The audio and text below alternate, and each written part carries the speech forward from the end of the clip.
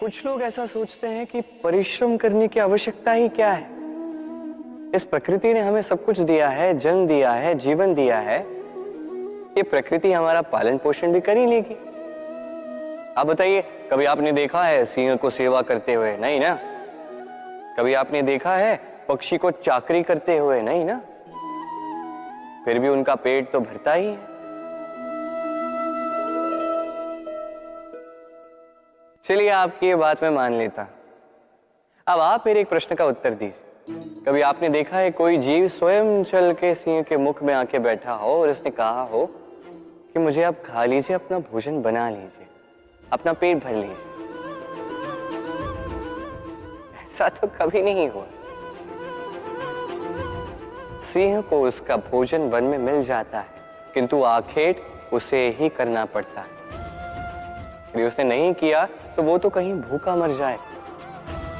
यदि बात की जाए पक्षी की, तो प्रकृति ने उसे दाने अवश्य दिए हैं, किंतु उसे खोजना स्वयं पक्षी को ही पड़ता है।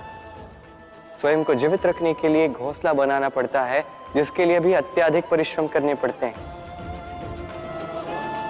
इस परिश्रम से दूर मत भागिए, क्योंकि यही परिश्रम दूर दूर तक आपका भाग्य बनाता है। जीवन में आगे बढ़ने के लिए आपको परिश्रम करना ही पड़ेगा।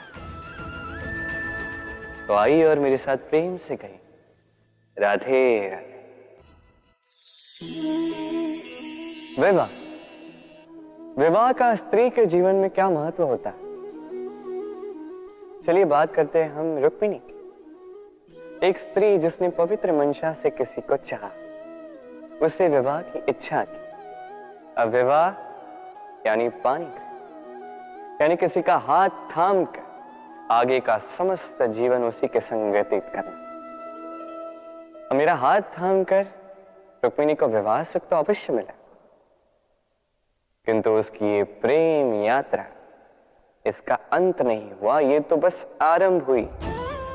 अब रुक्मिणी के जीवन में ऐसा पड़ाव आरंभ हो चुका है जहां उसे स्वयं उस व्यक्ति को पहले समझना होगा जिसका हाथ थाम कर उसके संग समस्त जीवन व्यतीत करने का निर्णय उसने लिया। अब एक क्षण जो है हर एक के जीवन में आता है, हर एक यानी आप भी, आपके जीवन में भी एक क्षण अवश्य आएगा, तो इसके लिए सज्ज रहिए।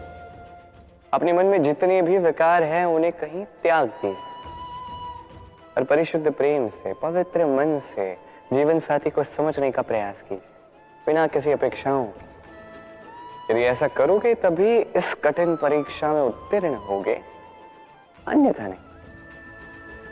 राधे राधे।